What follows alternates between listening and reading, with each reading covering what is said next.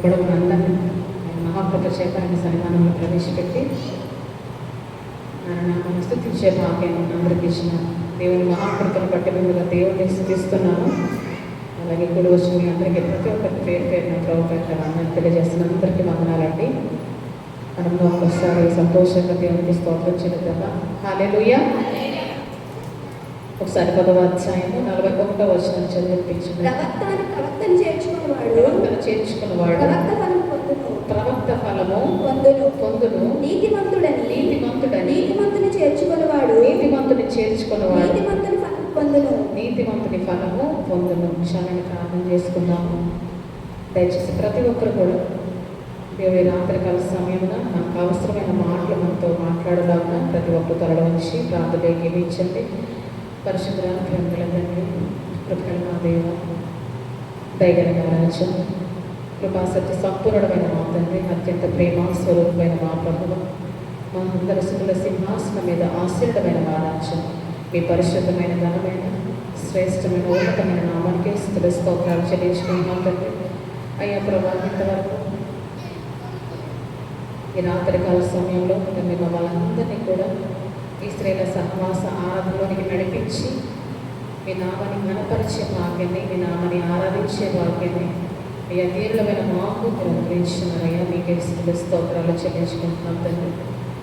అవును పరిశుద్ధ లోకంలో ఎంతోమంది గనులైన వారికి లేని వాక్యము ప్రభా, అల్పులము అయోగ్యులమైన మాకు మీరు అనుగ్రహించున్నారయ్యా. మీకే స్తుతుల స్తోత్రాలు తండ్రి.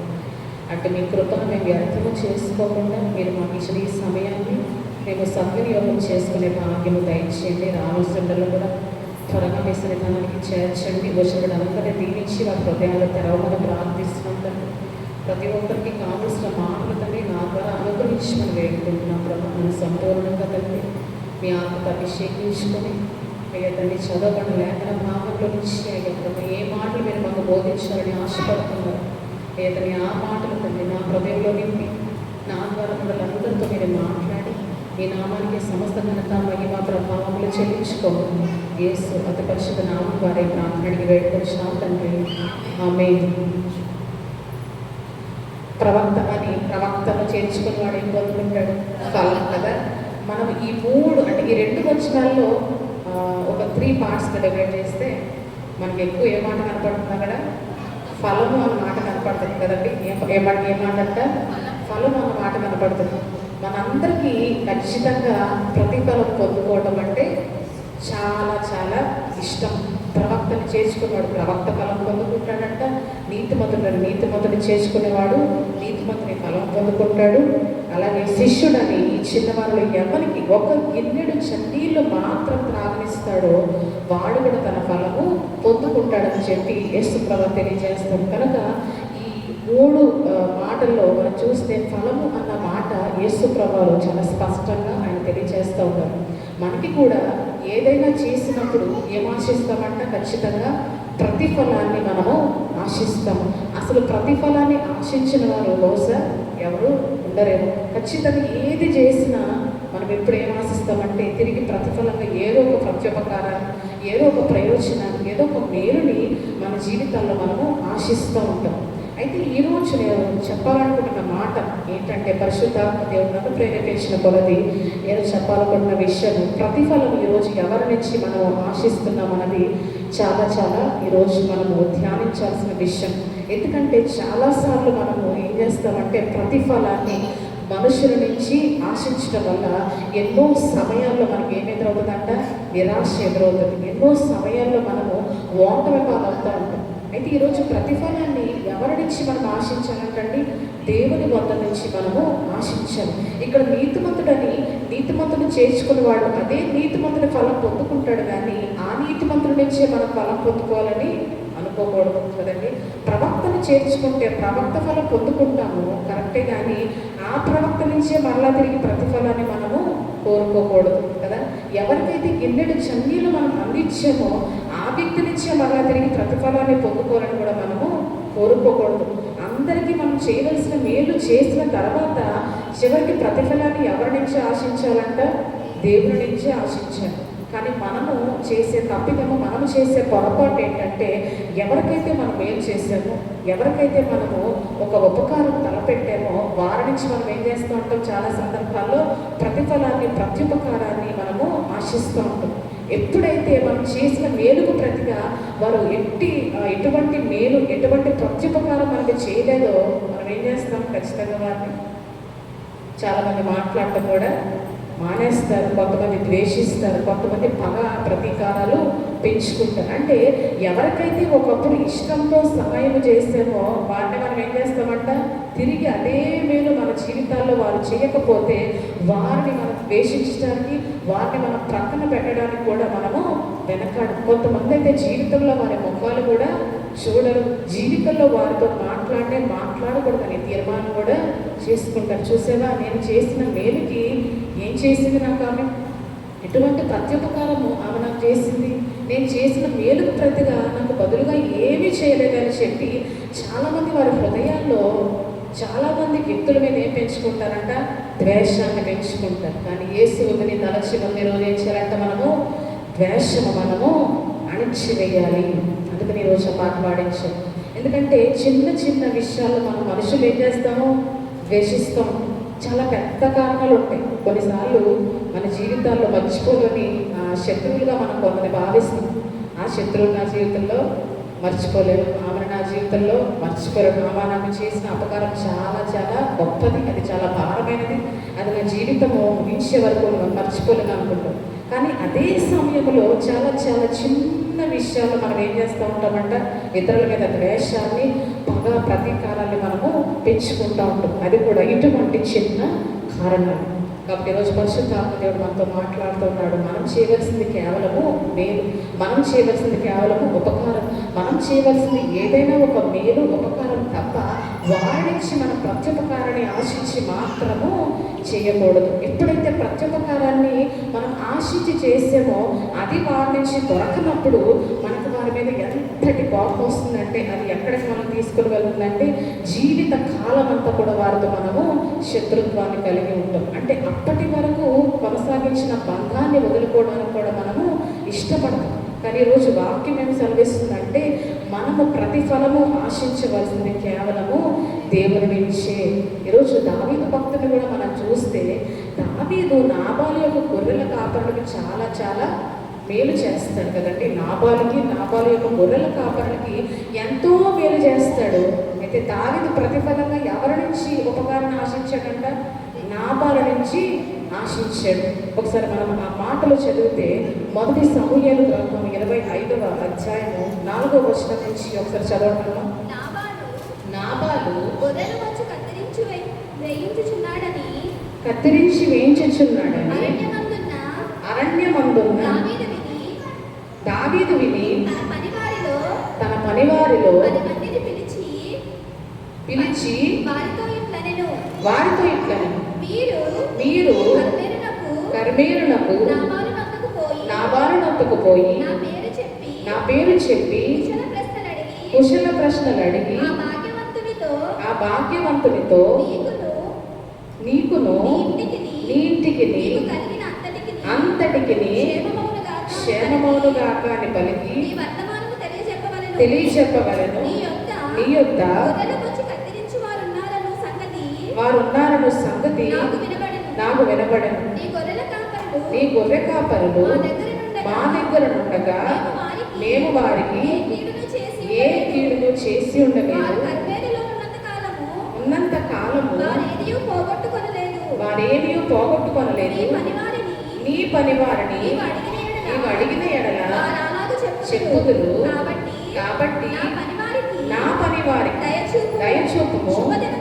శుభదినమున మేము వచ్చింది కదా, నీకు ఇష్టము వచ్చినట్టు నీ దాసులకును దావీదునకును ఇమ్ము. 14వ వచనం నుంచి కూడా చదవడం, అదే అధ్యాయము 14వ వచనం. పనివాడు ఒకడు నాబాలు భార్య అయిన అబీగయిలుతో ఇట్లనెను, అమ్మా దావీదు అరణ్యములో నుండి మన యజమానుని ప్రశ్నలు అడుగుటకై పంపించగా అతడు వారితో మాట్లాడాను. అయితే అయితే ఆ ఆ మనుష్యులు మాకెంతో ఉపకారం ఉపకారం చేసి ఉన్నారు. మేము పొలములో వారి మధ్యను సంచరించుచున్నంత సంచరించుచున్నంత సేపు అపాయము గాని నష్టము గాని సంభవింపనే లేదు.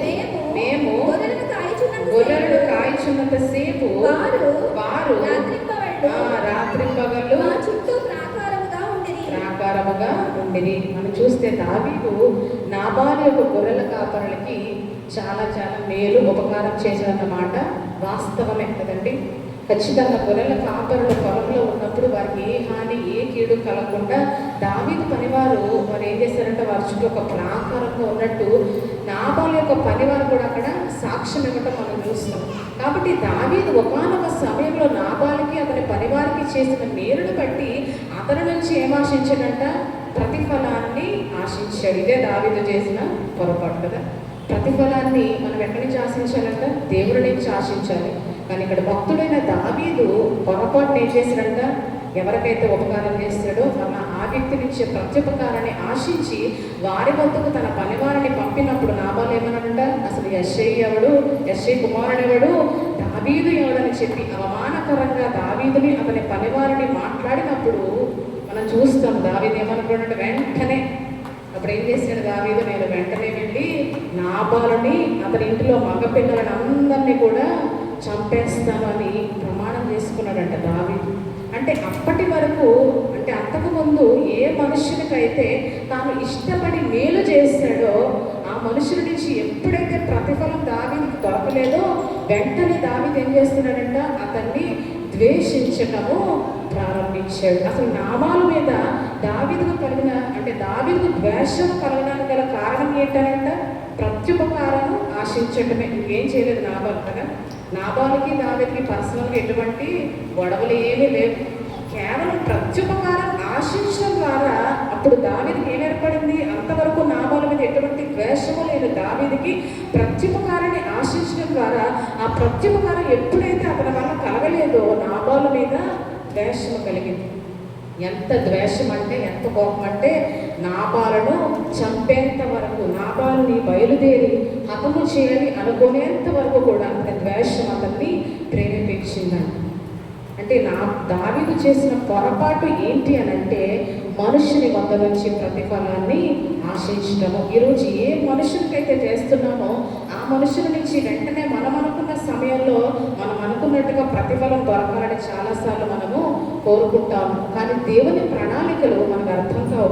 మనము ఎవరికి సహాయం చేస్తామో వారి నుంచి ప్రతిఫలాన్ని కొన్నిసార్లు దేవుడు ఇవ్వడు, కానీ మరొకరిని వాడుకుంటాడు. మరొకరిని ఏర్పరచుకొని దేవుడు మనకి ఏం చేస్తాడంట?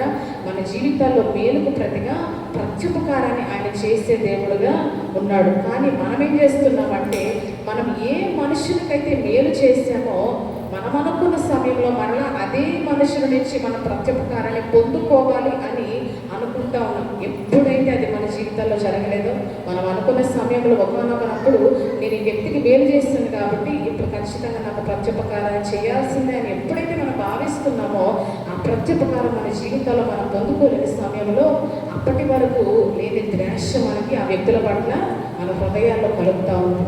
ఆ ద్వేషం ఎక్కడి వరకు వెళ్తుందంట?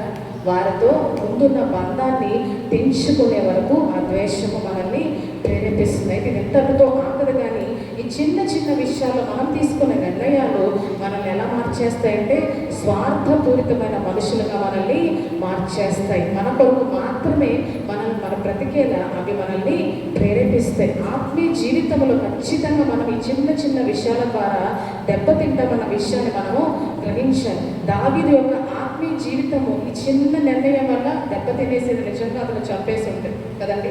కానీ ఈరోజు మనం తీసుకునే నిర్ణయాలు మనం ఆలోచించినట్లయితే మన ఆత్మీయ జీవితాన్ని కొన్నిసార్లు అవి ప్రభావితం చేసేవిగా, అవి మనల్ని దిగువ స్థాయికి దిగదార్చేవిగా ఉంటాయని మనం జ్ఞాపకం చేసుకోవాలి. కాబట్టి ఈరోజు మనం తెలుసుకోవాల్సిన విషయం ఏంటంటే దావీదు చేసిన పొరపాటు మన జీవితాల్లో మనము చేయకూడదు. ఎవరి నుంచి మనం ఈరోజు ప్రతిఫలాన్ని ఆశించకూడదు. ఎవరి నుంచి తిరిగి మేలును పొందుకోవాలని ఆశించకూడదు. ఆశించి మరలా మన వారిని ద్వేషించి దేవుని దృష్టిలో మన పాపాత్మలను ఎంత మాత్రం కూడా అవ్వకూడదు కదండి. ఆశించడం వల్ల మనకి ఏమొస్తుంది? అది ఎప్పుడైతే దొరకలేదో వారి మీద మనకి కోపము ద్వేషము ప్రారంభమవుతాయి. ఆశించకపోతే ఏ గొడవ లేదు కదండి. ఈ వ్యక్తికి నేను మేలు చేస్తున్నప్పటికీ ఈ వ్యక్తి నాకు చేయకపోయినా దేవుడు ఏదో ఒక టైంలో నాకు ప్రతిఫలం ఇస్తాడు అన్న ఆలోచనతో మనం ముందుకు కొనసాగినప్పుడు అవతల వ్యక్తి పట్ల మనకి ఎటువంటి ద్వేషము ఎటువంటి కోపము రావు. ఆశించినప్పుడు మాత్రమే ఇవన్నీ మన హృదయాల్లో బయలుదేరి అవన్నీ ఎక్కడి వరకు నడిపిస్తాయి అంటే మనల్ని స్వార్థపూరితమైన మనుషులుగా మార్చేసి పూర్తిగా దేవుని న్యాయవిధుల్ని మరచి సాగేలాగా అవి మనల్ని చేస్తాయి అన్న విషయాన్ని మనం ఖచ్చితంగా గుర్తుపెట్టుకోవాలి. ఇక్కడ దావీదుకి ఎప్పుడైతే కోపం వచ్చిందో, నాబాలు ఎప్పుడైతే ప్రత్యుపకారం చేయనన్నాడో, దావీదు గారు అంటున్న మాటలు మనం అదే అధ్యాయంలో 25వ అధ్యాయంలోనే 21వ వచనం కూడా చదవండమ్మా. అంతకు మునుపు దావీదు నాబాలునకు కలిగిన దాని అంతటిలో ఏదీ పోకుండా ఈ అరణ్యములో అతని ఆస్తి అంతయు కాయిచూ వచ్చింది, ఉపకారం నాకు అపకారం చేసి ఉన్నాడే అని అనుకుని అతనుకున్న వారిలో మగపిల్లవానినైనను తెల్లవారినప్పటికీ నేనుండనీయను, లేదా దేవుడు మరి గొప్ప అపాయము దావీదు శత్రువులకు కలుగజేయునుగాకని ప్రమాణము చేసి ఉండెను. ఇక్కడ మనం ఒక మాట దావీదంటే మనం చూస్తాం ఏంటంటే, మన సాధారణంగా మనం మాట్లాడుకునే మాటల్లో దావీదు కూడా అంటున్న మాట ఏంటంటే, ఈ అరణ్యములో అతని ఆస్తి అంతయు నేను వ్యర్థంగా.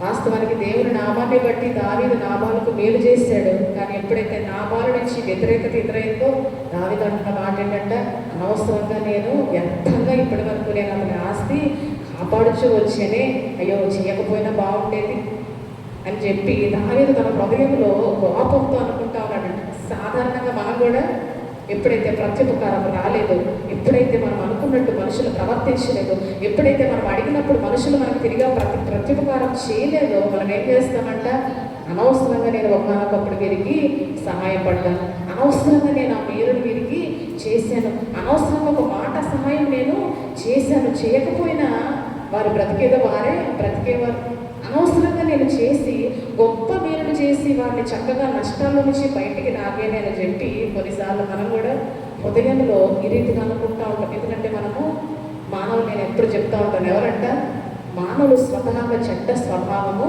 గలవారు. ఇది ఎవరు ఒప్పుకున్నా ఒప్పుకోకపోయినా ఇది సత్యం. దేవుడు మాత్రమే మంచివాడు కదండి. సత్పురుషుడా అన్నప్పుడు యేసుప్రభువు ఏమంటారు, దేవుడు తప్ప ఎవరు మంచివారు లేరు. అంటే ఈరోజు మనం ఆలోచన చేస్తే మనుషుల యొక్క చెడ్డ స్వభావము ఈ రీతిగా కొన్ని సందర్భాల్లో బయటికి వస్తూ ఉంటాయి. దావీదు యొక్క స్వభావం ఎప్పుడు వచ్చిందంటే బయటికి, ప్రత్యుపకారాన్ని పొందుకునే సమయంలో అతని యొక్క స్వభావంతో అతను అనుకుంటున్న మాట ఏంటంటే, అనవసరంగా వ్యర్థంగా నేను కాస్తూ వచ్చానే, అమీరును ఆ ఉపకారాన్ని నాబాలుకు చేయకపోతే అతని గొర్రెల కాపర్లు అక్కడే నశించిపోయేవారు, ఈరోజు అతని ఆస్తి అంతా పాడుగా ఉండేది, అతని ఆస్తి అంతా నాశనం అయిపోయేదని చెప్పి ఇతను దావీదు తన హృదయంలో అనుకుంటా ఉన్నాడంట. అయితే ఈరోజు దావీదు ద్వారా మనం నేర్చుకోవాల్సిన పాఠం ఏంటంటే, ఎప్పుడైతే ప్రత్యుపకారాన్ని ఆశిస్తామో ఎదుటివారి కీడును మనము కోరుకునేలా మారిపోతాం. కానీ దేవుని వాక్యం ఏం సెలవిస్తుందంట, నిన్ను వాళ్ళే పొరుగుని ప్రేమించు. ఖచ్చితంగా మనం ఎప్పుడు కూడా మనం ఏం కోరుకుంటామో, మనం బాగుండాలి, మన కుటుంబం బాగుండాలని మనం కోరుకుంటాం. కాబట్టి మన వల్లే మన పొరుగుని ప్రేమించాలి అంటే దాని అర్థం ఏంటంటే, వారి కుటుంబాలు, వారి పిల్లలు, వారి ఆస్తి, వారి సమృద్ధి అంతా కూడా క్షేమంగా ఉండాలని కోరుకోవటమే మన పొరుగు వారిని ప్రేమించడం. కానీ ఎప్పుడు మన హృదయంలో ఈ చెడు స్వభావం బయలుదేరుతుందంటే, ప్రత్యుపకారాన్ని ఆశించి పొందుకోలేక నిరాశ పడిపోయిన సమయంలో మనకి తెలియకుండానే మన హృదయంలో దురాలోచనలు ఒకదాని తర్వాత ఒకటి బయలుపడుతూ ఉంటాయి. ఎప్పుడైతే దురాలోచనకి ఒక్కసారి మనం చోటించామంటే ఖచ్చితంగా ఆ దురాలోచనలు మన మీద రాజ్యమేలుతాయి. ఆ దురాలోచన ఒకదాంతో ఆగదు, కానీ ఒకదాని వెంబడి ఒకటి దురాలోచనలు వస్తూనే ఉండి అవి మనల్ని పూర్తిగా స్వార్థపూరితమైన మనుషుల్లాగా మార్చేస్తాయి. అప్పటి వరకు ఆత్మీయంగా ఉన్న మనము, ఖచ్చితంగా ఆత్మీయంగా జీవించడానికి ప్రయత్నించిన మనము ఆత్మీయతలో చాలా దిగువ స్థాయికి మనము తెలిసారిపోతాం. అప్పటి వరకు దేవుని న్యాయ విధుల్ని, దేవుని ఆజ్ఞల్ని, శాసనాన్ని ఖచ్చితంగా నేను నెరవేర్చాలి, పాటించాలని ప్రయత్నించిన మనము దేవుని న్యాయ విధుల్ని పూర్తిగా ప్రక్కన పెట్టే వారంగా మనము మారిపోతాం. ఎప్పుడంటే ఒక చిన్న నిర్ణయం, ఒక చిన్న ఆలోచన, ఇటువంటి ఆలోచన మన హృదయంలో ఎప్పుడైతే బయలుదేరుతుందో అది అక్కడితో ఆగదు. కానీ అది మనం ఎక్కడ దాకా తీసుకొని వెళ్తుందంటే దేవుని న్యాయవిధిని పూర్తిగా ప్రక్కన పెట్టేంత వరకు మనల్ని అది తీసుకొని వెళ్తుంది. అంటే మనకి తెలియకుండానే అవి మనల్ని అక్కడి వరకు ఈడ్చుకొని వెళ్తుంది. కాబట్టి ఈరోజు అపవాదికి మనం ఏమాత్రం కూడా చోటివ్వకూడదని దేవుని వాక్యం సెలవించినట్టు మనము దావీదు వల్ల ఈ పొరపాటు మన జీవితాల్లో ఎప్పుడు కూడా చేయకూడదు. ప్రత్యుపకారాన్ని దేవుని నుంచి ఆశించిన సమయంలో, ప్రతిఫలాన్ని దేవుని నుంచి ఆశించిన సమయంలో మన హృదయంలో ఎదుటి వారి పట్ల ఎటువంటి దురాలోచన కూడా మనకి కలగదు. అందుకని లూకా సువార్తలో యేసు ప్రభువు ఒక మాట, చక్కటి మాట తెలియజేస్తారు. లూకా రాసిన సువార్త 6వ అధ్యాయం 35వ వచనం ఒకసారి చదవండి. లూకా రాసిన సువార్త 6వ అధ్యాయం 35వ వచనం. మీరైతే ఎట్టివారిని గూర్చి అయినను నిరాశ చేసుకొనక మీ శత్రువులను ప్రేమించుడి, మేలు చేయుడి, అప్పియుడి, అప్పుడు మీ ఫలము గొప్పదయుండును, మీరు కుమారులయుందురు. ఆయన కృతజ్ఞత లేని వారి ఎడలను, దుష్టుల ఎడలను ఉపకారి అయి ఉన్నాడు. మనం ఏం చేయాలంటే ఈ రోజు నుంచి మీరైతే ఎట్టివారిని కూర్చైనను నిరాశ చేసుకొనక. ఎన్నో సందర్భాల్లో మన పొరుగు వారిని బట్టి మనము నిరాశకు లోనవుతూ ఉంటాం. అయ్యో ఎంత బాగా నేను వీరిని చూసుకున్నాను, ఎంత మేలును వీరి పట్ల, వీరి కుటుంబం పట్ల నేను చేశాను, ఎంత బాగా ఇప్పటివరకు నేను సంబంధం వీరితో కలిగి ఉన్నాను. కానీ ఒక్క రోజులో వీరు ఎటువంటి మేలు కూడా నాకు చేయకుండా నా నుంచి మృగము తిప్పుకొని వెళ్ళిపోతున్నారు కదా అని చెప్పి కొన్నిసార్లు మనం ఏమైపోతూ ఉంటామంట, నిరాశ పడిపోతూ ఉంటాం. ఆ నిరాశలో మనకి ఏమొస్తుంది? దావీదులాగా కోపం వస్తుంది. కోపం తర్వాత ఆ మనుషుల మీద ద్వేషం కలుగుతుంది. ద్వేషము అక్కడితో ఆగదు, కానీ వారి కీడు కోరుకునే విధంగా మనల్ని ప్రేరేపిస్తుంది. అది ఖచ్చితంగా దేవుని వాక్యానికి విరోధమైన ఆలోచన. అయితే యేసు ప్రభువు ఏం చెప్తున్నారంట, మీరు ఎట్టి వారిని గూర్చి అయినను నిరాశ చేసుకోనక. మన పని ఏంటంటే మేలు చేయటం మాత్రమే మన పని. మీరు సర్వోన్నతుని కుమారులై ఉంటారు. దేవుడు మీకు ఎటువంటి ప్రతిఫలం ఇస్తాడో కూడా ఇక్కడ యేసు ప్రభువు తెలియజేస్తాడు. ఎటువంటి ఫలం అంట? గొప్ప ఫలము. హల్లెలూయా. అంటే ఈరోజు మన ప్రతిఫలాన్ని మనుషుల వద్ద నుంచి ఆశించకుండా దేవుని కొరకు కనిపెట్టుకుంటూ కేవలం మేలు చేసుకుంటూ ఉపకారాలు చేసుకుంటూ మనం వెళ్ళినట్లయితే మన ఫలము మనం ఊహించిన దానికంటే ఎంతో గొప్పదిగా ఉంటుందండి. గొప్ప ఫలం ఇస్తాడని యేసు ప్రభువు స్పష్టంగా తెలియజేస్తున్నారు. కాబట్టి ఈరోజు గొప్ప గొప్ప ప్రతిఫలాలు పొందుకోవాలంటే మనకి చాలా చాలా సంతోషకరమైన విషయం. కానీ గొప్ప ప్రతిఫలం మన జీవితాల్లో ఎప్పుడు పొందుకుంటామంట, మనము ఎప్పుడు కూడా అపవాదికి చోటివ్వకుండా మనుషులను బట్టి మనము మీరు నాకు తిరిగి మేలు చేస్తారు కాబట్టి నేను కూడా మేలు చేయొచ్చు అని మనం అనుకుని మేలు చేయకూడదు. కానీ ఎటువంటి మేలు అవతలి వారు మనం చేయలేకపోయినా, ఎటువంటి మేలు చేసే స్థితిలో అవతలి వారు లేకపోయినా మనం ఏం చేయాలంటే మనకి కుదిరినంత మట్టుకు వారికి మనము మేలు చేయాలి. అప్పుడు మన ఫలం ఎలా ఉంటుందంట? గొప్పదిగా ఉంటుంది. దేనికోసం ఆలోచించకుండా, ఎవరి నుంచి ప్రత్యుపకారాన్ని ఆశించకుండా, కేవలం దేవుణ్ణి మాత్రమే నమ్ముకుంటూ, దేవుడి నుంచి మాత్రమే ఫలాన్ని ఆశిస్తూ మన ముందుకు వెళ్ళిన సమయంలో ఎవరి మీద ఏ దురాలోచన కూడా మనకి కలగదు. అయితే ఈ దురాలోచన ఇందాక చెప్పినట్టుగా అది మనల్ని పాపం వెంబడి పాపం చేసేలాగా మనల్ని ప్రేరేపిస్తుంది. కాబట్టి దావీదుని ఎలా ప్రేరేపించిందంట? ముందు నాబాలు అన్న మాటలకి దావీదుకి ఏమొచ్చింది?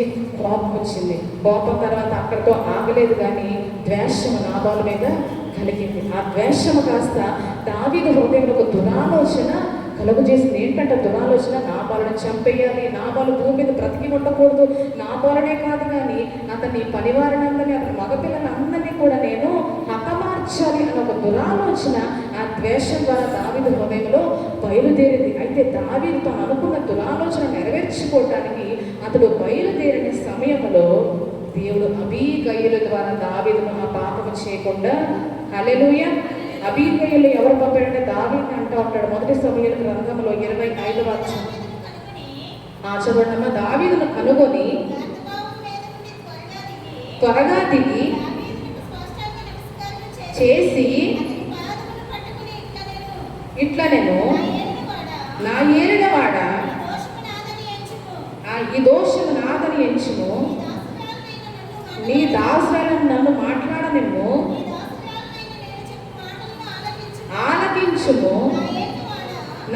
ఏలినవాడ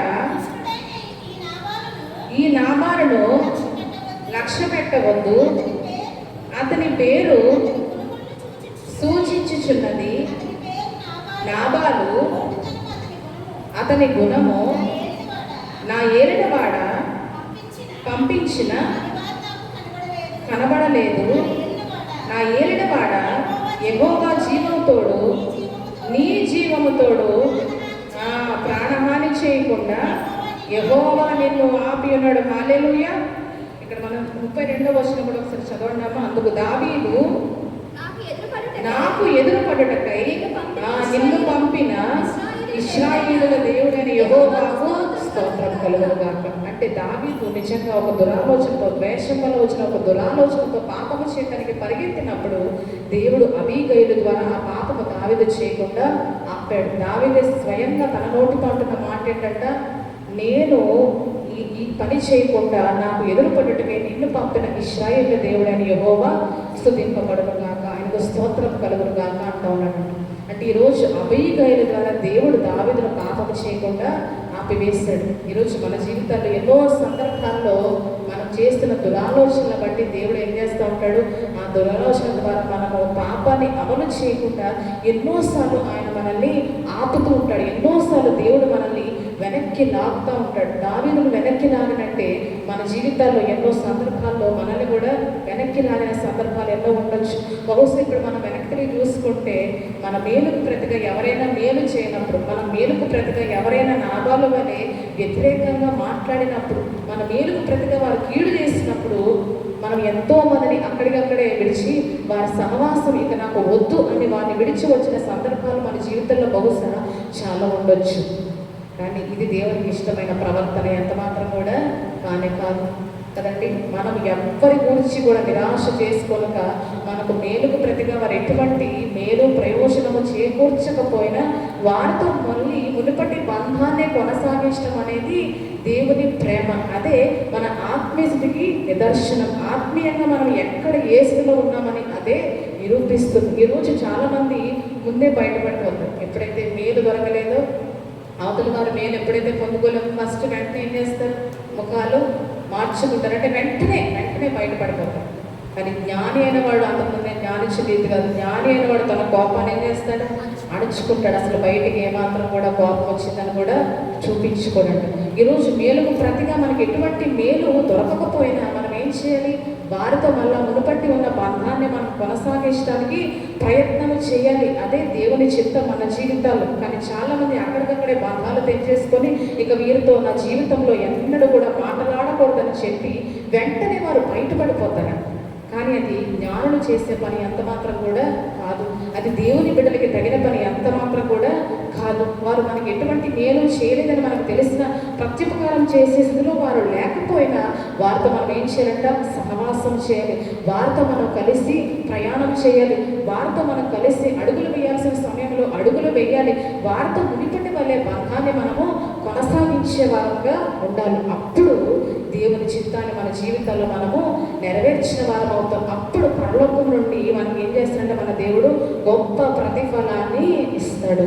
ఇక్కడ దావీదును కూడా ఆపింది దేవుడే. ఎందుకంటే ఒకవేళ నాబాలును చంపి ఉంటే అది ఖచ్చితంగా దేవుని దృష్టికి ఇష్టమైన కార్యం ఎంత మాత్రం కూడా కాదు. ఎందుకంటే నాబాలుకి దావీదుకి ఇందాక నేను చెప్పినట్టుగా ఎటువంటి కలహాలు లేవు, కానీ ప్రత్యుపకారం ఆశించడం వల్ల వచ్చిన కలహం మాత్రమే అది. కాబట్టి ఈరోజు మన జీవితాల్లో ఇంకా బయట గొడవ తీసేస్తే చిన్న చిన్న విషయాలు, ఒక చిన్న మేలు చేయలేదని, ఒక చిన్న మాట సహాయం చేయమంటే చేయలేదని, ఒక చిన్న ఏదో ఒక కార్యం మనం అడిగితే అది చేసి పెట్టలేదని మనం ఏం చేస్తున్నామంట, చిన్న చిన్న విషయాలు మనుషుల్ని ద్వేషిస్తూ ఇక వీరితో నాకు సహవాసం వద్దు అని చెప్పి మన జీవితంలో మనం ముందుకి కొనసాగిపోతున్నామంట. అంటే చిన్న చిన్న విషయాల్లోనే మనం మనుషుల్ని ద్వేషించేవారు అనుకుంటున్నాం. పెద్ద పెద్ద కారణాలు కాదు, కానీ చాలా చిన్న చిన్న కారణాల విషయంలో మనం ఏం చేస్తున్నామంటే మనుషుల మీద పగ ప్రతీకారాలు పెంచుకుంటూ నేను చేసిన దానికి ఇదేనా నాకు ప్రతిఫలం అని చెప్పి వారితో మాట్లాడకుండా సహవాసాన్ని కోల్పోయి దేవుని చిత్తానికి వ్యతిరేకమైన పనిని మనం చేసేవారంగా ఉన్నాం. కానీ యేసు ప్రభువు ఏమంటారు యూదతో కూడా, చెలిగాడా నీవు చేయవచ్చినది చేయవయ్యా అని చెప్పి యూదతో అనే యేసు ప్రభువు ఈరోజు మనకి మాదిరి కదండి. నేను జీవించులాగున మీరు కూడా ఇలాగూ జీవించవలని మీకు మాదిరిగా ఇలాగూ చేసేదనని శిష్యుల పాదాన్ని కలిగిన యేసు ప్రభువారు ప్రతి విషయంలోనూ ఆయన మాదిరి కనపరిచే వెళ్ళారు. అటువంటి యేసు ప్రభువారు మనతో చెప్తున్న మాట ఏంటంటే, మీరు ఎట్టి వారిని కూర్చొనను నిరాశ చేసుకునవద్దు. మేలుకు ప్రతిగా కీడెదురైన మేలుకు ప్రతిగా ప్రతిఫలాన్ని మీరు ఆ వ్యక్తి నుంచి పొందుకోలేకపోయినా, ప్రత్యుపకారాన్ని పొందుకోలేకపోయినా మీరు మేలు చేయకుండా ఎంత మాత్రం కూడా ఆగటానికి వీలు లేదు. అది దేవుని కుమారుల లక్షణం ఎంత మాత్రం కూడా కాదు. ఈరోజు సర్వోన్నతిని కుమారుల కుమార్తెల లక్షణం ఏంటంటే మేలు చేయటము కదండి. సర్వోన్నతిని కుమారుల యొక్క గుణం ఏంటంటే, లక్షణం ఏంటంటే మేలు చేయటం. మేలు చేసేవారిని దేవుడు ఎంతగానో ప్రేమించే దేవుడిగా ఉన్నాడని మనం ఈరోజు గమనించాలి కదా. మీరు మీ కార్యాలనే కాక ఇతరుల కార్యాలను కూడా చూడాలని వాక్యం సెలవించిన రీతిగా మేలు చేయటంటే దేవునికి చాలా చాలా ప్రీతికరమైన యాగము. కానీ మేలు చేయటానికి చాలా సమయాల్లో మనం విడిచిపెడుతూ కుటుంబ భారాలతో స్వార్థపూరితంగా మనం జీవిస్తున్నాం. కానీ అసలు మేలు మనం చేసి చూసినప్పుడు ఎట్టి ప్రతిఫలం కూడా ఆశించుకొని మనం మేలు చేయటంలో అలయక మనం ముందుకు కొనసాగినప్పుడు దేవుడిచ్చే ప్రతిఫలము అది మన ఊహలకు అందనిదిగా ఉంటుందని ఈరోజు మనము తెలుసుకోవాలి. కాబట్టి దావీదు చేసిన పొరపాటు మనం ఏం చేయకూడదంటే మన జీవితాల్లో ఎంత మాత్రం కూడా చేయకూడదు. దావీదును ఆపిన దేవుడు ఒకవేళ ఈరోజు మనం కూడా అదే పొరపాటును చేసేవారంగా ఉంటే మనల్ని కూడా ఈరోజు ఆయన ఆపుతూ మనకు సెలవిస్తున్న మాట ఏంటంటే, అందరిని గురించి మీరు మర్చిపోండి, నేనున్నాను మీకు ప్రతిఫలం ఇవ్వడానికి అని దేవుడు మనకి సెలవిస్తూ ఉన్నాడు. ఉత్తర భాగంలో కూడా ఏమంటాడు కీర్తనకారుడు, యెహోవా మమ్మను మర్చిపోలేదు, ఆయన మమ్మను ఆశీర్వదించును అంటే ప్రతిఫలంగా మనకి గొప్ప ఆశీర్వాదాన్ని దేవుడు ఇవ్వడానికి ఎప్పుడు కూడా సిద్ధంగానే ఉన్నాడు. ఆయన మనల్ని ఏం చేయాలంట మర్చిపోలేదు. మనుషులు మర్చిపోతారు. మనుషులు మనం చేసిన గొప్ప గొప్ప మేలుల్ని, గొప్ప గొప్ప ఉపకారాన్ని మర్చిపోతారు. కానీ దేవుడు వాటిని మర్చిపోడు. కానీ దేవుడు సరి అయిన సమయంలో మనల్ని ఆయన ఏం చేస్తాడంట ఆశీర్వదించడానికి సిద్ధంగా ఉన్నాడు. గొప్ప గొప్ప ప్రతిఫలాలతో ఆయన మనల్ని ఎదుర్కోవడానికి సిద్ధంగా ఉన్నాడని మనము జ్ఞాపకం చేసుకోవాలి. ఒకవేళ ఈరోజు ఇటువంటి పరిస్థితుల్లో ఎవరైనా ఉన్నట్లయితే, దావీదు యొక్క స్థితిలో, దావీదు యొక్క పరిస్థితుల వల్ల ఎవరి జీవితంలో అట్టి పరిస్థితులు ఉన్నట్లయితే మనం తెలుసుకోవాల్సిన విషయం ఏంటంటే, ఈరోజు మనల్ని దేవుడు మర్చిపోలేదు. మనుషుల్ని మనం ద్వేషించడానికి వీలు లేదు. కానీ మనుషుల్ని ఆ రీతిగా విడిచిపెట్టి దేవుడిచ్చే ప్రతిఫలం కొరకు మన జీవితాల్లో ఎల్లప్పుడూ మనము కనిపెట్టుకుంటూ ఉంటూ మనం అదే సమయంలో ఏం చేయాలంట, మనుషులకి మేలు చేస్తూ ఉండాలంట. కానీ ఈరోజు మనం ఏం చేస్తామంటే మేలు చేయటం ఆపి దేవుడిచ్చే ప్రతిఫలాన్ని మనము కోరుకుంటూ ఉంటాం.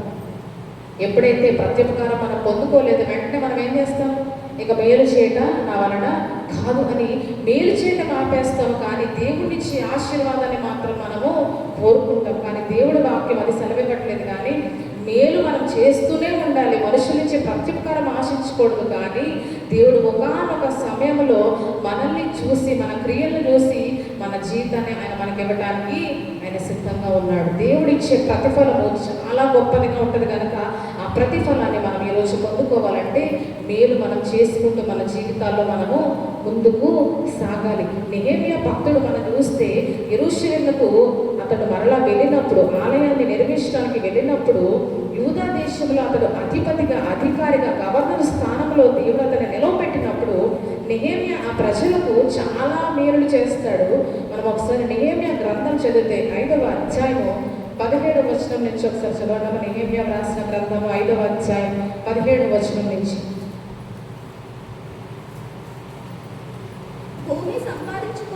భూమి సంపాదించుకునే వారము కాము, నా భోజనము బల్ల యొద్ద మా చుట్టూనున్న అన్య జనుల్లో నుండి వచ్చిన వారు కాక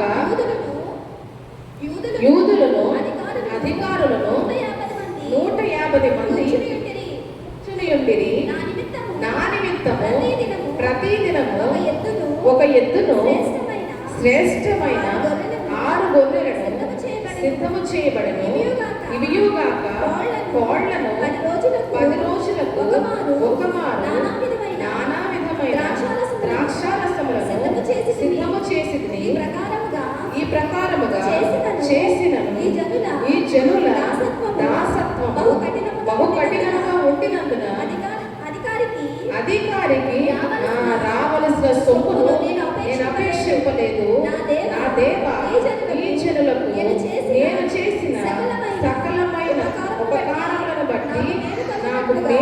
కలుగునట్లుగా నన్ను దృష్టించుము. నెహెమ్యా అధికారిగా ఉంటూ ఆ యూదా దేశంలోనికి వెళ్ళినప్పుడు ఎన్నో మేళ్ళు, ఎన్నో ఉపకారాలు ఆ ప్రజలకు చేసిన సమయంలో ఇక్కడ కూడా నెహెమ్యా అంటున్న మాట ఏంటంటే, ఆ జనుల దాసత్వము బహు కఠినంగా ఉండినందున ఏం చేస్తారంటే నెహెమ్యా అసలు అధికారికి న్యాయంగా రావాల్సిన జీతము, అధికారికి న్యాయబద్ధంగా రావాల్సిన భత్యాన్ని కూడా అతను ఏం చేస్తాడంట, వద్దనుకున్నాడంట. కేవలం దేని గురించి అంట, జనుల యొక్క దాసత్వం బహు కఠినంగా ఉంది కనుక అతని జీతము అధిక భారము కాకుండా న్యాయంగా రావాల్సిన జీతాన్ని కూడా నెహెమ్యా విడిచిపెట్టాడంట. అయితే విడిచిపెట్టిన తర్వాత నెహెమ్యా చేసిన పని ఏంటంట, ఈ జనులకు చేసిన సకలమైన ఉపకారాలను బట్టి యెహోవా నీవే నాకు మేలు కలిగినట్లుగా దృష్టించయ్యా, నీవే నాకు ప్రతిఫలం ఇవ్వని నెహెమ్యా ప్రార్థిస్తూ ఉన్నాడంట. వాస్తవానికి జనులకు అతడు ఉపకారము చేస్తాడు కదండి. ఎవరి కొరకు చేస్తాడంట, వారి దాసత్వం బహు కఠినంగా ఉంది కనుక వారి నిమిత్తం ఆలోచించి జనుల్ని బట్టి అతడు జీతాన్ని వదులుకున్నాడు. కానీ జనుల నుంచి తిరిగి ఎటువంటి ప్రతిఫలాన్ని కూడా నెహెమ్యా ఆశించలేదు. మీరు జీవితకాలం నా కృతజ్ఞతగా ఉండాలి, జీవితకాలము నన్ను సేవించాలి, జీవితకాలం నన్ను గుర్తుపెట్టుకోవాలని అనుకోవట్లేదు. కానీ అతను చేసిన మేలుకు ప్రతిఫలాన్ని ఎవరి నుంచి ఆశిస్తూ ఉన్నాడంట, కేవలం దేవుడి మొదల నుంచే అతడు ఆశించాడు. ఈ జనులు నన్ను గుర్తుపెట్టుకోవాలని అతడు కార్యం చేయలేదు, కానీ కేవలము దేవుని నామాన్ని బట్టి అతడు ఆ మేలును చేసి మరలా తిరిగి ప్రతిఫలాన్ని ఇమ్మని దేవుడిని అతడు వేడుకుంటా ఉన్నాడు. ఈరోజు మన జీవితంలో నెహెమ్యాని మనం ఖచ్చితంగా మాదిరిగా తీసుకోవాలి కదండి. న్యాయంగా రావాల్సిన జీతాన్ని కూడా వదులుకొని తిరిగి ప్రతిఫలంగా మనుషుల నుంచి ఏది ఆశించలేదు, కానీ ఇవ్వవలసిన సమయంలో దేవుడే నాకు ప్రతిఫలాన్ని ఇస్తాడు, దేవుడు నేను చేసిన మేలును మర్చిపోడు, దేవుడు నన్ను ఆశీర్వదిస్తాడని నమ్మిన నెహెమ్యా ఎటువంటి ప్రతిఫలాన్ని కూడా జనుల నుంచి అతడు ఆశించకుండానే రహస్యంగా అతడు చేయవలసిన మేలన్నీ, ఉపకారాలన్నీ కూడా ప్రజల పట్ల అతడు నమ్మకంగా చేశాడంట. ఈరోజు మన జీవితాల్లో ఇటువంటి స్వభావాన్ని, ఇటువంటి గుణగణాన్ని మనం కలిగి ఉన్నట్లయితే దేవుడు ఖచ్చితంగా మనల్ని ఆయన మర్చిపోడు. యెహోవా మమ్మల్ని మర్చిపోలేదు అని తెలియజేసిన రీతిగా ఆయన మన మేలుని, మన ఉపకారాన్ని, మన జీవితాన్ని, మన క్రియలను ఆయన ఎంత మాత్రం కూడా మర్చిపోయే దేవుడు కాదు. ఈరోజు వెనక వచ్చిన జీవితంలో చేసిన మేలులను మనమైనా మర్చిపోవచ్చు కదండి. మనం చేసిన మేలు కొన్నిసార్లు మనమే మర్చిపోతాం. ఎవరికైనా మాట సహాయం చేస్తే, ఎవరికైనా డబ్బు రూపైన సహాయం చేస్తే మనమైనా మర్చిపోతాం, కానీ దేవుడు దాన్ని ఎంత మాత్రం కూడా ఆయన మర్చిపోయే దేవుడు కాదు. ఒకానొక సమయంలో, అనుకూలమైన సమయంలో, యుక్తమైన సమయంలో మన ప్రతిఫలాన్ని ఖచ్చితంగా దేవుడు మనకు ఆయన అనుగ్రహిస్తాడు అని ఈరోజు మనం తెలుసుకొని మనం ఏం చేయాలంట, మేలు చేయాలి. అందుకని గలతీయులకు రాసిన పత్రికలో అపోస్తలుడైన పౌలు అంటూ ఉంటారు, 6వ అధ్యాయము 7వ వచనం నుంచి ఒకసారి చదవనమ్మా. అపోస్తలుడైన పౌలు గలతీయులకు రాసిన పత్రిక, మోసపోకుడి, దేవుడు వెక్కిరింపబడడు, మనుష్యుడు ఏమి విత్తునో ఆ పంటనే పోయిను. ఎలాగనగా తన శరీరాచరణ బట్టి విత్తువాడు శరీరము నుండి క్షయమను పంట కోయను, ఆత్మను బట్టి విత్తువాడు ఆత్మ నుండి నిత్య జీవమును పట్టకోయను. మనము మేలు చేయుట యందు విసుగక యుద్ధము అలయక మేలు చేసితేమేని తగిన కాలమందు పంట కోదు. ఈరోజు ఏది విత్తుతామో అదే పంటను మనము కోసుకుంటాం. మేలు విత్తితే ఖచ్చితంగా మేలును కోసుకుంటాం. బహుశా అదే చోట అదే సమయంలో కోసుకోలేకపోవచ్చు, కానీ ఖచ్చితంగా ఏదో ఒక చోట ఏదో ఒక సమయంలో దేవుడు మనకు ఆ ప్రతిఫలాన్ని ఆయన ఇస్తాడు. అయితే మనం ఏం చేయాలంట, మేలు చేయలేదు అలయక మనం ఏం చేయాలంట, మేలు చేయాలి. మేలు చేయలేదు మనం విసుగక మనం ఏం చేస్తూ ఉండాలంట, మేలు చేస్తూ మన జీవితాన్ని మనం ఏం చేయాలి, కొనసాగించాలి. కాబట్టి ఈరోజు ఏది విత్తుతామో అదే పంట కోస్తామో అని మనం నమ్మి మనం ఈరోజు మేలు చేసే ఒకానొక సమయంలో దాన్ని మొత్తం మనకి దేవుడు వడ్డీతో సహా ఇస్తాడన్న విషయాన్ని మనం జ్ఞాపకం చేసుకోవాలి. ఆయన చిన్న చితక మేలులతో ఆయన విడిచిపెట్టాడు, కానీ మనం చేసిన మేలుకు ప్రతిగా గొప్ప ప్రతిఫలంతో మనల్ని ఆయన ఆశీర్వదిస్తాడని మనం ఈరోజు తెలుసుకోవాలి. కాబట్టి దేవుడు నమ్మదగిన వాడు, ఆయన మాట తప్పని వాడు కనుక కేవలం ఆయన యొక్క విశ్వాసం వచ్చి మనం ఏం చేయాలంట, మేలు చేయాలి. ఎదుటి వ్యక్తిని చూసి మేలు చేయొచ్చా లేదా అని అనుకుంటే బహుశా మనము చేయలేకపోవచ్చు కదండి. ఎవరైనా మనకి సహాయం కొరకు వేడుకున్నప్పుడు ఆ వ్యక్తిని మనం చూస్తున్నట్లయితే మనం మేలు చేయలేకపోవచ్చు. కానీ మనం ఎవరిని చూడాలంట? యేసుని తలచి మొదలు ద్వేషములు అణగింపలే అన్నట్టు మన మనసులో ఎవరిని తలుచుకోవాలంట? దేవుని తలుచుకోవాలి, యేసు ప్రభువుని తలుచుకోవాలి. తలుచుకొని ఎదుటి వ్యక్తిని ఏమాత్రం కూడా లక్ష్య పెట్టకుండా అడిగినప్పుడు మనం మేలు చేస్తే, ఒకవేళ అది మనం చేయదగిన మేలు అయితే ఆ మేలు మనం చేసినప్పుడు యుక్త సమయంలో ఆ పంటను మనం ఖచ్చితంగా కోసుకుంటాము. యోసేపు మనం చూస్తే అతడు చెరసాల్లో ఉన్నప్పుడు పానదాయకుల అధిపతి, పక్షకారుల అధిపతి రెండు వేరు కళ్ళు కన్నప్పుడు అతడు వాటి కలభావాన్ని తెలిపిన సమయంలో పానదాయకుల అధిపతి యోసేపు పానదాయకుల అధిపతిని అడుగుతాడు, నీవు హెచ్చింపబడిన తర్వాత నీకు క్షేమం కలిగినప్పుడు ఒక్కసారి నన్ను జ్ఞాపకం చేసుకో. నేను ఈ చెరసాలోనికి రావడానికి నేను ఏ పాపం కూడా చేయలేదు, నిజంగా నేను నిర్దోషిని కాబట్టి నువ్వు బయటికి వెళ్ళిన తర్వాత, నువ్వు హెచ్చింపబడిన తర్వాత, మరలా నీకు వచ్చిన తర్వాత ఒక్కసారి నన్ను జ్ఞాపకం చేసుకొని యోసేపు పానదాయకుల అధిపతికి ముందుగానే చెప్పి ఉంచుతాడు. అయితే యోసేపు చెప్పినట్టుగానే వారి కళలు వారి జీవితంలో నెరవేరి పక్షకారుల అధిపతి ఉరితీయబడతాడు. పానదాయకుల అధిపతి హెచ్చింపబడి మరలా అతని ఉద్యోగం మరలా అతనికి వస్తుంది. అయితే ఆ సమయంలో పానదాయకుల అధిపతి ఏం చేశాడంటే యోసేపును మర్చిపోయాడు. అతడు మరలా జ్ఞాపకం చేసుకోవడానికి ఎంతకాలం పట్టింది? 2 సంవత్సరాలు పట్టింది. బహుశా యోసేపు పానదాయకుల అధిపతి ఎప్పుడైతే ఆ జైల్లో నుంచి, ఆ చెరసాల నుంచి విడుదలయ్యాడో, ఇక నేను కూడా విడుదలయ్యే సమయం వచ్చిందని బహుశా యోసేపు అనుకుని ఉండవచ్చు. ఎందుకంటే అంతకు ముందే యోసేపు చెప్పాడు ఏంటి? నీవు బయటికి వెళ్ళిన వెంటనే నన్ను కూడా జ్ఞాపకం చేసుకొని నన్ను కూడా బయటికి తీసుకున్న రాజుతో నా గురించి మనవి చేయి అతడు కోరుకున్నాడు కనుక ఎప్పుడైతే పానదాయకుల అధిపతి చెరసాల నుంచి విడిపించబడ్డాడో యోసేపు బహుశా హృదయంలో అనుకుని ఉండొచ్చు, నేను కూడా విడుదలయ్యే సమయము ఆసన్నమైంది. ఖచ్చితంగా ఈ పానదాయకుల అధిపతి నన్ను జ్ఞాపకం చేసుకొని చెరసాలలో నుంచి విడిపిస్తాడు అనుకున్నాడు. కానీ ఏమైందంటే అతను బయటికి వెళ్ళిన వెంటనే యోసేపు పూర్తిగా మర్చిపోయాడు. 2 సంవత్సరాలు గడిచిన తర్వాత పానదాయకుల అధిపతి గుర్తొచ్చింది. అంటే ఆ గుర్తు చేసింది ఎవరంటే, జ్ఞాపకం చేసింది మళ్ళీ ఎవరంటే దేవుడే. అక్కడ మనం చూస్తే ఆ వ్యక్తి ద్వారానే ప్రత్యుపకారణ చేశాడు, కానీ అతను అనుకున్న సమయంలో అయితే అది జరగలేదు కదండి. అతను అనుకున్న సమయంలో అయితే యోసేపుకు ఆ విడుదల దొరకలేదు. కానీ దేవుడు నిర్ణయించిన సమయంలో, దేవుడు ఏర్పరిచిన సమయంలో ఎవరికైతే అతడు ఒకప్పుడు మేలు చేస్తాడో, ఎవరికైతే కలభావాన్ని వివరించి అతను మనుషులు శాంతింపజేస్తాడో అతని ద్వారా తిరిగి ప్రత్యుపకారం దేవుడు చేయించాడు. కానీ అతను అనుకున్న సమయంలో అయితే అతను ఆ ప్రత్యుపకారాన్ని పొందుకోలేదు. కొన్నిసార్లు మన జీవితంలో అయితే ఆ వ్యక్తులు కూడా మన జీవితాల్లో ఉంటారు కదండి. ఇక్కడైతే యోసేపుకి ఏం కోసాడని అదే వ్యక్తి ద్వారా మళ్ళీ దేవుడు ప్రత్యుపకారం చేయించాడు. కానీ అన్నిసార్లు మన జీవితాలు ఈ రీతిగా జరుగుతుందని మనం ఆశించకూడదు. మనం ఎవరికైతే మేలు చేస్తామో అతడే మళ్ళీ నాకు మేలు చేయాలి, ఆమె నాకు మళ్ళీ ప్రత్యుపకారం చేయాలి అని మనం ఆశించకూడదు. కానీ దేవుడు ఎవరిని ఏర్పరచుకుంటాడో, ఏ సమయంలో ఆయన చేయాలనుకుంటాడో ఆయన చిత్తానికి విడిచిపెట్టినప్పుడు ఆయన మనుషుల్ని వాడుకుంటాడు. మనుషుల హృదయాన్ని ఆయన మన వైపుకు త్రిప్పుతాడు. పానదాయకుల అధిపతికి సరైన సమయంలో దేవుడు యోసేపును గురించి జ్ఞాపకం చేసి రాజు అయిన ఫరో ఎదుట యోసేపును దేవుడు నిలవబెట్టుకున్నాడు. ఆ తర్వాత దేవుడు అతని జీవితాన్ని ఎలా మార్చాడో మనందరికీ కూడా తెలుసు. అతడు గొప్ప ప్రతిఫలాన్ని అక్కడ పొందుకోవడం మనం చూస్తాం. ఈరోజు దేవుడు మనతో మాట్లాడుతూ ఉన్నాడు, మేలు చేయటం మాత్రమే మీ పని, ప్రతిఫలం ఇచ్చుట నా పని.